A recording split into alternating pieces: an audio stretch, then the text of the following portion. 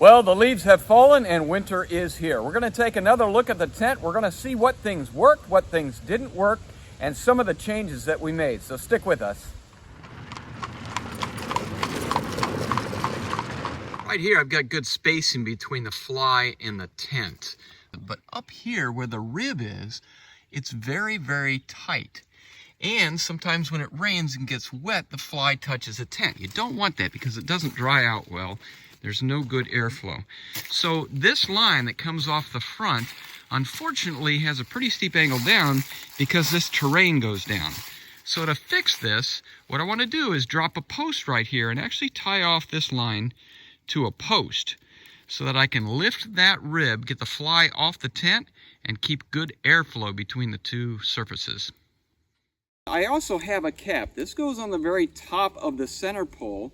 Now the center pole top right now basically has a rubber stopper on it that the tent goes over. But when you have high loads, and that would be snow or ice, this topper is bigger. It goes right on the end of that center pole and it spreads the force out, so it takes some of the stress off of that seam up there on the top. Now, we don't have a high snow load, but we do have ice storms here, and those ice storms come in and snap trees and down power line, and you can imagine how much weight it would be to have a 1/4 inch of ice on that fly. So we want to make sure that we don't put too much stress on the top by putting this special cap on. During this maintenance check, I've noticed that I was not really great on lining up the guy wires with the seams here.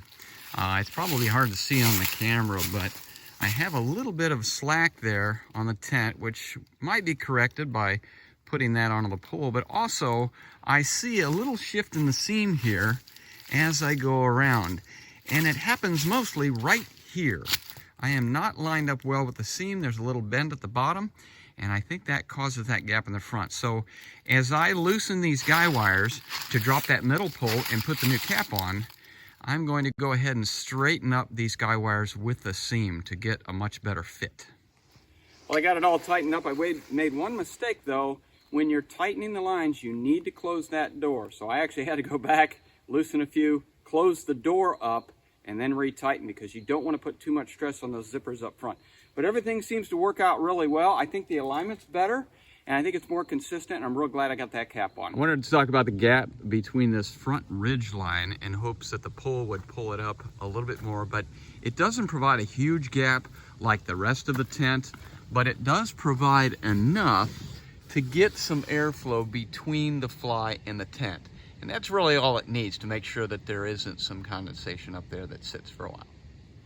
We have had guests staying in this bell tent all summer long and all fall and now into the winter, and it's worked great. First of all, I want to say that Life-inTents has done an excellent job making it accessible, easy to clean, and very user-friendly. We haven't had any issues with the campers at all. But right now I need to focus on the floor itself and some of the steps we took to keep this floor clean. Now, we tried to make an entryway that would make it such that they could walk off the dirt, onto the gravel, onto a mat, and then a rug inside. And the hopes was that people would take their shoes off when they came inside. Now, that doesn't always happen. In fact, if you look back at some of my videos, I'm running in, running out, and I still have my shoes on. That happens. Some campers are a lot messier than other campers, but essentially what's happening is more dirt is getting in here than we had hoped. And although there's good protection from the bottom, a lot of times things that they track in on their shoes get on the top of this rubberized surface, and it can actually wear the surface down from the top if you step on it and walk on it. So it is extremely easy to sweep and wipe down this surface, and kudos to Life-inTents for making it so easy to do so, because when we have campers move out, new campers move in, we need to do it quick, and it's really easy. Second thing, my wife came up with a brilliant idea of having these rugs here small enough that we could take them out, shake them, and throw them right back in here. Now the issue is we covered the vast majority of the floor in the main traffic areas. And the problem is there are still large sections of this floor that are uncovered, and we're seeing that it's probably best to try to cover the entire floor. But the trick is make it rugs that are small enough to take outside and shake, but not a huge hodgepodge. We're trying to research that right now, and come up with some ideas for that. I know they have some half circle rugs, and that may be an option. Leave the back one in and just sweep or vacuum it. Take the front one out and shake it out between campers. That might be pretty easy.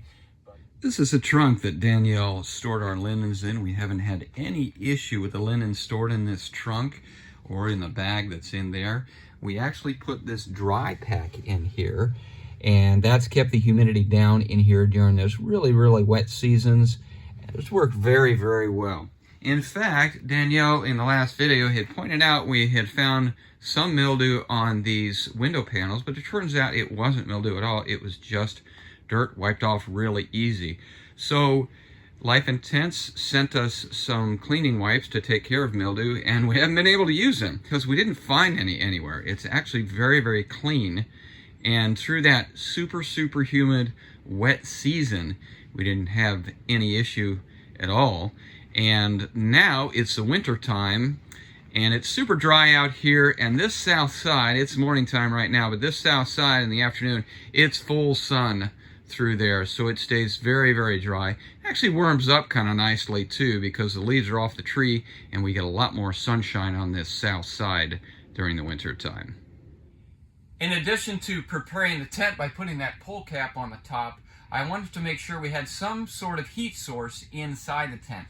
Now, it does have a flap that allows you to put a wood-burning stove in here, but we don't have that. So we have the Big Buddy heating system for Mr. Heater. It runs off of small propane bottles. It can also run off of a large propane bottle. But we had campers this weekend. They had 2 small children, and they said this was absolutely a lifesaver. It kept the tent just warm enough for them to operate, because at night the temperatures were in the 20s, around 25 degrees each night. And they were here for 3 days and 2 nights. Now, it has a few safety features. If it tips, it automatically shuts off. I also put a carbon monoxide detector in here just for safety, although this is designed actually to be indoors as long as you don't blast it all night long. So apparently the tent holds heat well, and a small heater like this does just fine, at least into the 20s. We'll see later on in the winter how well it works when it gets into single digits.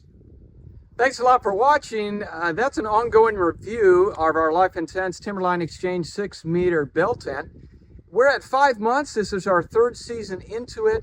We've had nothing but great reviews from the people who have stayed in it, including us, and we look to find out more about it later. If this is something that interests you, you can go to their website and check it out. But thanks again for watching our channel and subscribing and leaving comments. We love those, and we'll see you next time.